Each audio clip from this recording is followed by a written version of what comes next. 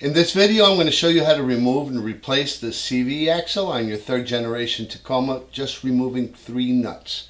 Well, 4 nuts if you include the axle nut, but really all you need to do is remove 3 nuts from the suspension. Here's the diagram. Here's the 2 nuts you'll be removing on the bottom, which is the lower control arm ball joint mounting bracket. And then of course you also have to remove the stabilizer link. And if you pull off the axle nut and you take those 3 nuts off, you can very easily pull the entire spindle assembly away from the axle and knock it out. So you'll need a couple of tools to do this. A heavy duty torque wrench that can go up to at least 173 foot-pounds. You'll need a 17 millimeter socket, a 19 millimeter socket, and a 35 millimeter socket. And of course your screwdrivers and pliers, and a dead blow hammer comes in handy as well. So let's get started. So before we do that, go ahead and subscribe, hit the subscribe button, hit the bell, and look forward to more videos in the future on the Tacoma.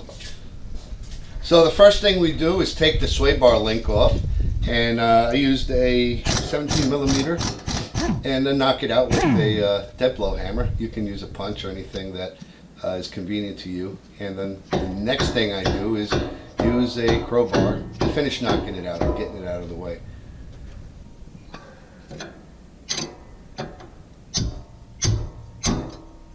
Of course, I always put the nut back where I can easily find it. That way it won't get lost. Next thing you want to do is take the cover off of the hub nut or the axle nut. I use this little multi-tool and then a chisel, and that seems to work. You can use a screwdriver, whatever suits your fancy.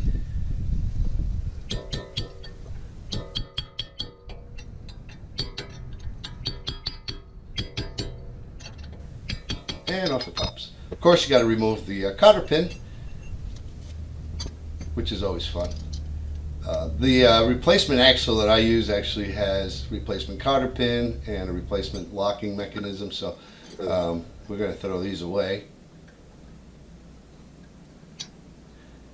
Now the torque spec for that nut's 173 foot-pounds, so you want to go ahead and make sure that the rotor doesn't spin while you get it off.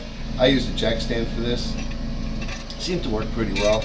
At least for removing it, didn't work so well for putting it on, and I'll show that later.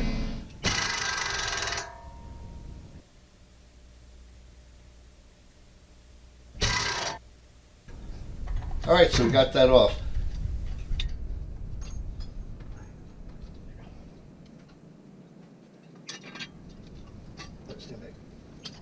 Of course, use a soft punch and a hammer.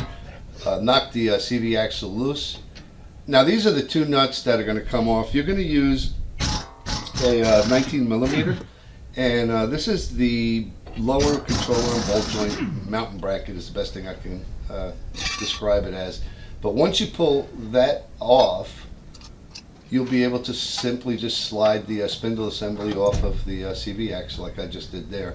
Now what you want to do is use a small jack or something similar to hold it. There's nothing holding it up right now, so you don't want to stress any of the brake lines or the ABS lines. Now to get the CV axle out, I used a long screwdriver and a hammer behind it, and basically just beat it out. We'll be using the same technique to put it back in, but you can see as I hit it with the hammer, it pops out. Yeah, I'm going to get a little bit of oil.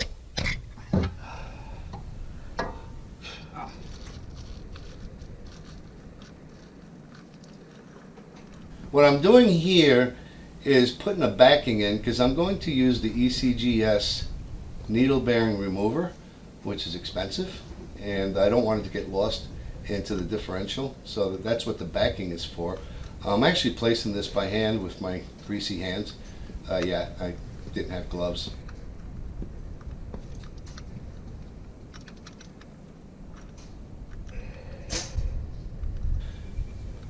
And once I get it in there where I think it's roughly aligned, I'm going to take the rest of the tool, thread it on,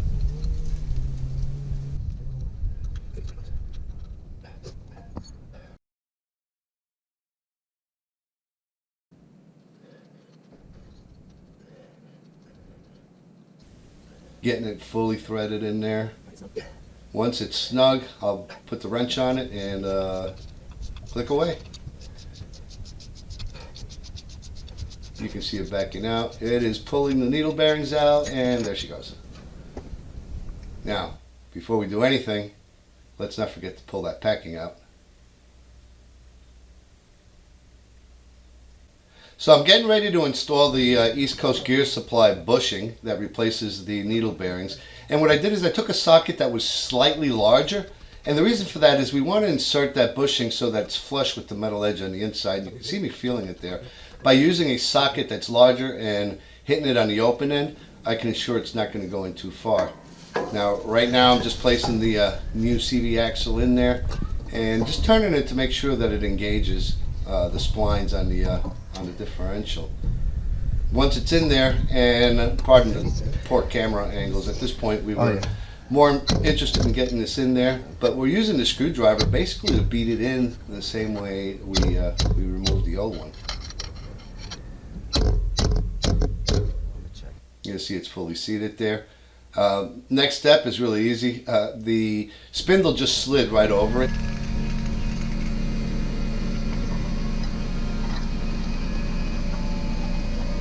What I'm doing is jacking this up so we can get the lower control arm ball joint mounting bracket lined up, and we're going to go ahead and just loosely put those in there, and then we're going to torque them. The torque spec for those is 118 foot-pounds.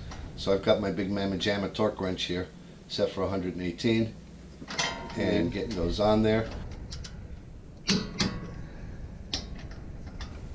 What I didn't capture in the video is installing the sway bar link. And we used the jack again to raise it up some more and line it up, but that gets torqued to 52 foot-pounds. So once everything is ready, we spin on the axle nut, and what I tried to do is use this jack to hold everything up, but that didn't quite work out. So I actually had my son go inside and step on the brake so that we could torque it to 173 foot-pounds, which is what the factory spec calls for. And here I go with my big torque wrench that's set for 173, and we get a click, and away we go. So that's done. Next thing we want to do is put the cap on, get the cotter pin in.